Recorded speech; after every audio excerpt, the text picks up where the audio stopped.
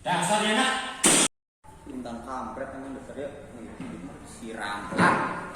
Ini tas juga berat betul. Dok, punya kamu bukan? Nggak tahu, mungkin itu punya Lintang. Ya kali ya. Iya. Bawa pulang deh. Kali seru ya kan?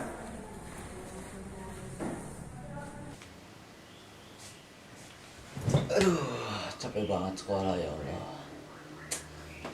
Belajar ah. Loh?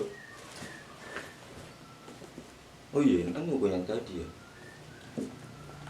Coba baca deh.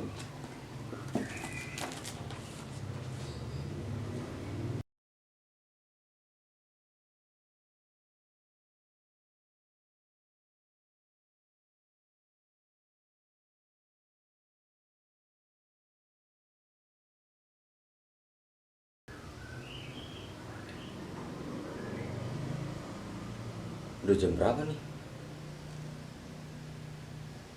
Buset. Udah malam ya. Lanjut besok aja kali ya. Jadi lanjut besok aja deh di sekolah.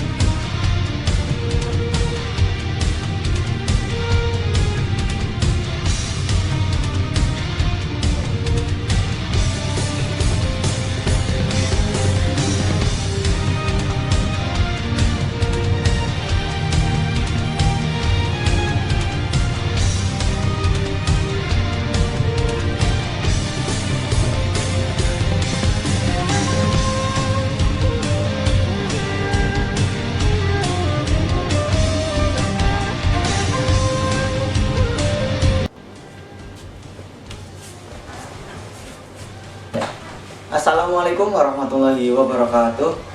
Halo teman-teman, nama saya Putra B. Pratama. Saya dari kelas 12 IPA 1 absen 27. Pada kesempatan kali ini saya akan menyampaikan sinopsis atau ringkasan cerita dari buku Rumah Kaca yang ditulis oleh Pramudia Anantatur. Buku Rumah Kaca ini merupakan buku keempat atau buku penutup dari tetralogi Pulau Buru, yang dimana memiliki perbedaan dari 3 buku sebelumnya, yaitu pada buku Rumah Kaca ini memiliki sudut pandang yang berbeda. Jika dari 3 buku sebelumnya itu diambil dari sudut pandang Mingke selaku tokoh utama, sedangkan pada buku Rumah Kaca ini sudut pandangnya diambil dari seorang yang berbeda, bukan Mingke lagi, yaitu Cakwes Pangamanan. Jadi pada buku keempat ini atau buku Rumah Kaca ini lebih banyak menyoroti tentang kegalauan Cakwes Pangamanan, yang dimana ia ditugaskan untuk mengawasi Mingke untuk membendung api revolusi yang dibangun oleh Mingke, sedangkan Cakwes sendiri itu mengagumi sosok Mingke. Nah, penasaran kan? Kalian bisa simak video berikut ini. Pada awal cerita dimulai dengan menjelaskan penyerangan yang diterima oleh Mingke pada novel ketiga Jejak Langkah. Dalam penyergapan tersebut, istri Mingke melakukan penembakan terhadap gerombolan Surhof. Cakwes Pangamanan yang pada saat itu menjadi inspektur polisi pribumi juga memiliki andil dalam tragedi penyerangan tersebut. Pada suatu hari, Cakwes Pangamanan mendapatkan tugas untuk memata-matai dan menyingkirkan orang yang tak lain dan tak bukan adalah Mingke, orang yang ia kagumi. Nah, ia melakukan ini secara diam-diam dengan cara mendatangi rumah Mingke seakan-akan ingin bersilaturahmi. Nah, dia juga dibantu oleh Surhof dalam tugas ini secara langsung. Pangamanan merencanakan sebuah kecelakaan terhadap Mingke, pimpinan redaksi Medan. Nah, Ia merasa jika Mingke sudah disingkirkan, maka organisasinya pun akan ikut buyar. Karena organisasi menurut Eropa belum ada di Hindia. Dan Surhoff pun otomatis harus segera disingkirkan demi nama baik Pangemanan.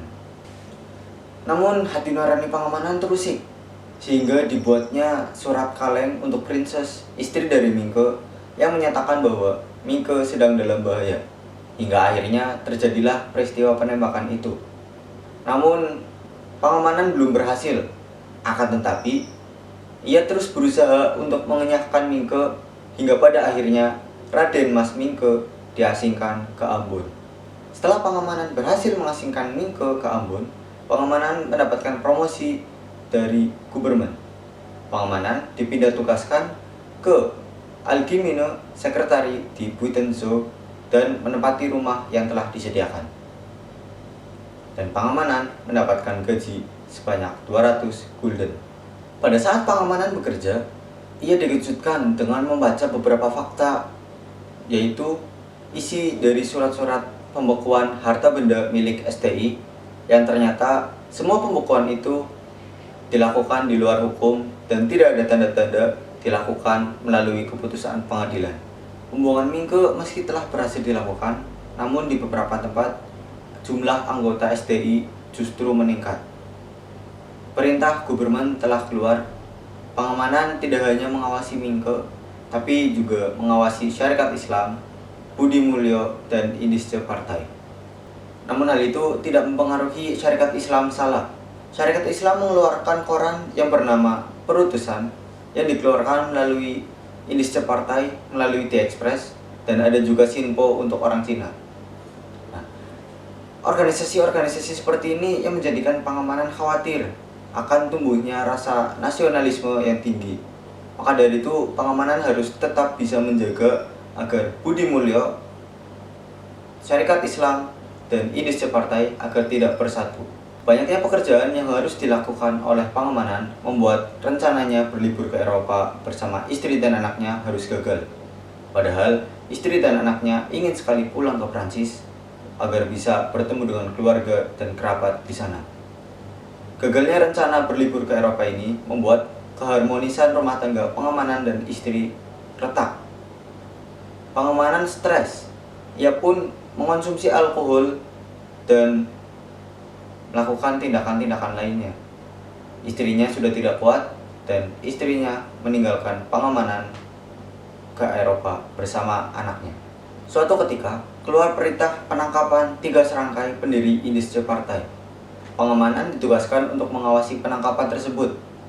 Ternyata penangkapan tersebut berkaitan dengan kegiatan jurnalistik mereka, bukan politisi. Ketiga orang yang ditangkap tersebut diasingkan ke Belanda. Mingke akhirnya mendapatkan kebebasannya. Meskipun Guberman telah membebaskannya, tetapi tekanan yang diberikan kepada Mingke tak kunjung reda. Bahkan teman-teman yang dulunya dekat dipaksa agar tidak menerima Mingke kembali. Namun pada akhirnya Mingke diterima oleh teman lamanya yang dulunya dikucilkan oleh Syarikat Islam masa kepemimpinan Mas Cokro. Ia adalah Gunawan. Dalam keadaan sakit, Raden Mas Mingke dibawa pulang oleh Gunawan ke rumahnya. Akhirnya Mingke meninggal karena penyakit yang dideritanya. Mingke tidak mendapatkan pertolongan yang baik dari para dokter yang ada di rumah sakit. Kematian Mingke menyadarkan Pangemanan betapa hinanya dia sebagai manusia. Pertemuannya dengan Madame Sanikem dari Prancis ke Betawi untuk mencari anak rohaninya Mingke membuat ia semakin larut dalam penyesalan. Ialah penyebab kematian Mingke, musuh sekaligus gurunya. Orang yang selama ini dikaguminya secara pribadi karena menurutnya merupakan orang yang berprinsip dan orang yang bebas. Dalam penyesalannya yang sangat amat, melalui pembantunya, Pangemanan menyerahkan semua tulisan rumah katanya beserta semua tulisan Raden Mas Mingke kepada Madame Sanikem sebelum akhirnya Pangemanan pergi ke Belanda. Mingke sebagai yang terhina, perjuangannya selalu dikenang jasa-jasanya, setidaknya oleh mereka yang mengetahui. Sebab tokoh Mingke ini sangat sedikit referensinya dan jarang diketahui. Sementara Pangemanan yang berkuasa menghalalkan segala cara untuk memuluskan karirnya. Ia merasa banyak berjasa untuk pemerintahan. Pada akhirnya, ia dicampakkan setelah tugasnya selesai. Dan ia juga dikhianati oleh nasibnya sendiri. Ia ditinggalkan oleh keluarganya, bumi dan surga serasa jauh untuknya. Untuk unsur intrinsik dari novel Rumah Kaca ini, yang pertama ada tema, yaitu bertemakan tentang perjuangan hidup seorang Mingke yang seperti yang diceritakan penuh lika-liku. Untuk yang kedua ada alur. Alur yang digunakan dalam novel ini adalah campuran karena beberapa scene atau sebagian masih membahas tentang jalan pikiran tokoh utama. Untuk yang selanjutnya ada suasana. Suasana yang saya rasakan ketika membaca novel ini yaitu menegangkan, dimana pada saat Jagos Pangemanan mengerahkan seluruh cara agar Mingke bisa diasingkan. Dan untuk yang selanjutnya adalah memilukan, dimana pada saat terakhir Mingke dijauhi oleh semua orang yang di dekatnya karena paksaan Guberman, dan dia harus mati karena penyakit yang dideritanya. Selanjutnya ada tokoh dan penokohan. Untuk yang pertama ada Jagos Pangemanan. Jagos Pangemanan ini cerdas dan tentunya pengagum Mingke. Tapi ia juga memiliki beberapa kebiasaan buruk, yaitu ia suka meminum minuman beralkohol, dan hal itu juga yang membuat hubungan dengan istrinya retak. Yang kedua ada Mingke, Raden Mas Mingke. Raden Mas Mingke ini orang yang berpendirian teguh, tegas, dan keinginannya untuk meninggikan kaum pribumi itu sangat tulus.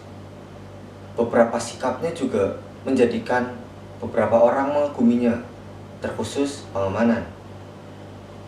Yang selanjutnya ada istri dari Pangemanan, dan yang dimana beliau ini merupakan wanita yang tangguh, cerdas, dan sayang kepada keluarga tentunya. Tapi karena satu dan lain hal, ia harus berpisah dengan Pangemanan. Yang selanjutnya ada Madam Sanikem, ibu dari Mingke. Beliau ini sangat bijaksana. Ia tetap tabah dengan perbuatan Pangemanan pada anaknya Mingke, walaupun itu bisa dibilang sesuatu hal yang tidak bisa dimaafkan. Sedangkan untuk amanat yang saya tangkap dari novel ini yaitu kita harus jujur kepada orang yang kita kagumi, dan juga kita harus selalu setia terhadap tugas apapun yang kita emban.